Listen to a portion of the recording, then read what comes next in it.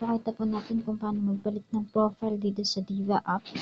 Kasi pag dito nakikita kayong iba, di pa marunong magpalit ng profile nila at saka pangalan sa Diva app. So dito, syempre pupunta ka sa profile mo. Pagpunta mo sa profile mo, dito ka na pupunta. So makikita mo to parang may box at saka mayroong ayan, tap mo yan. Pag tap mo dyan, makikita mo ditong nickname, gender, birthday, language, then introduction. So dito, ito yung profile ko, ito. Tapos ito yung video.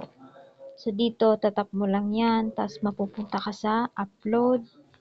Ayan, mapupunta ka sa upload, ayan. Mapunta ka dyan, tapos i-select mo yung picture. Tapos, pagtapos mong i-select, tapos mo i-select, i-back mo to dito, automatic save yan. So kung dito naman, papalit ka na pangalan, tatap mo lang tong arrow. Pagkatap mo sa arrow, lalabas dyan din.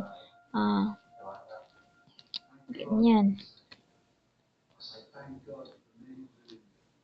Tapos yan, save, ganyan. Tapos pag after ma-save, at saka ditong picture update, after mo ma-upload, pagkatapos mo ma-upload, back mo yan, automatic save na po yan. So, ganyan lang po dito. Sa Diva app.